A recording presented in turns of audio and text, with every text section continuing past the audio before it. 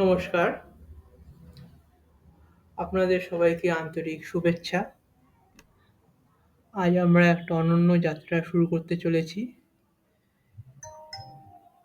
Divine will healing এই বইটি আমি আপনাদেরকে পড়ে শোনাবো, যেটা মহান যোগী পরমহংস যোগানন্দের শিক্ষার উপর ভিত্তি করে রচিত হয়েছে, যেটা মেরি কের্সম্যান সংকলন করেছেন, যিনি আনন্দ হিলিং প্রেয়ার মিনিস্ট্রির পরিচালক। এই ধারাবাহিকে আমি এই বই থেকে পাঠ করব এবং এর অন্তর্নিহিত যে জ্ঞান আছে সেটা আপনাদের সঙ্গে ভাগ করে নেব, যা আমাদের জীবনের শারীরিক, মানসিক, আধ্যাত্মিক রোগ নিরাময় করবে।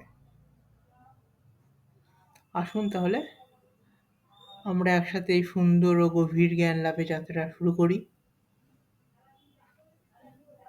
এখানে বলা হচ্ছে, ঈশ্বরের যে অবিক্ষিপ্ত শক্তি যা সৃষ্টির উদ্ভব ঘটিয়েছিল তাকে ঐশ্বরিক ইচ্ছা বলে, মানে ডিভাইন উইল।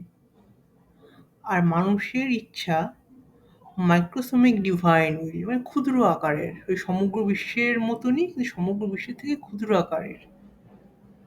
ঐশ্বরিক যে ইচ্ছা সেটা হচ্ছে সর্বব্যাপী, মহাজাগতিক শক্তি বা সর্বজনীন প্রাণের প্রতিটি ইউনিটে, প্রতিটি কণায় অবস্থান করে।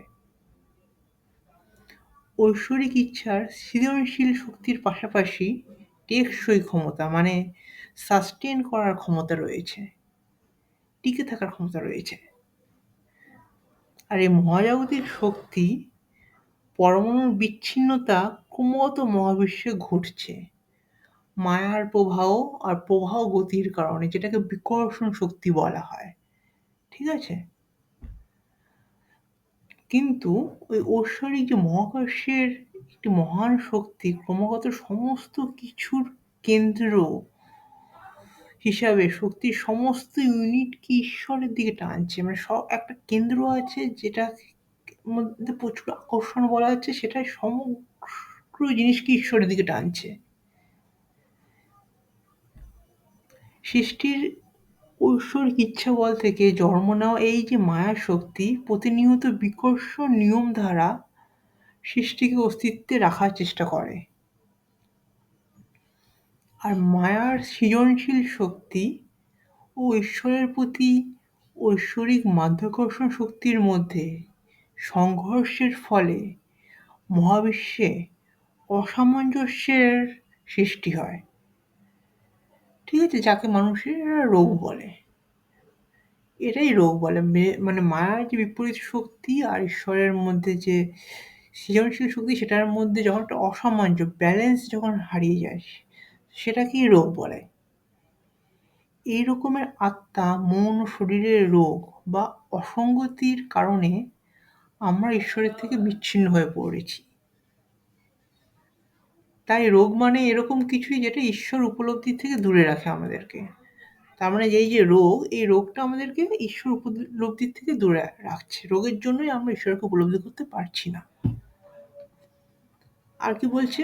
বলছে যে বাইরের প্রক্ষিপ্ত হয় এই মায়া বিকর্ষণ শক্তি এবং ভিতরের ঐশ্বরিক মাধ্যাকর্ষণ শক্তির সাথে সামঞ্জস্য করাকেই নিরাময় বলা হয়। মানে এই দুটো শক্তির মধ্যে যখনই সামঞ্জস্য চলে আসবে, মায়া শক্তি আর ঐশ্বরিক মাধ্যাকর্ষণ শক্তি, এই দুটোর মধ্যে যখনই সামঞ্জস্য চলে আসবে তখনই আমাদের সব রোগ ঠিক হয়ে যাবে। তাই শরীর, মন ও আত্মার রোগের চিকিৎসা করা উচিত।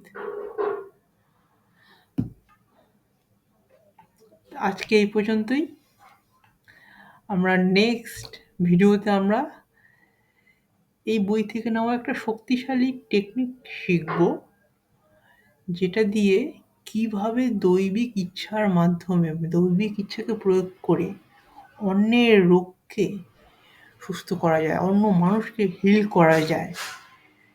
এরকম অনেক টেকনিক আমরা আগামী ভিডিওগুলোতে শিখব। ঠিক আছে? তো আপনাদের যদি এই ভিডিও ভালো লেগে থাকে তো আমার চ্যানেলকে সাবস্ক্রাইব করবেন, লাইক করে আমাদের পাশে থাকবেন। ধন্যবাদ।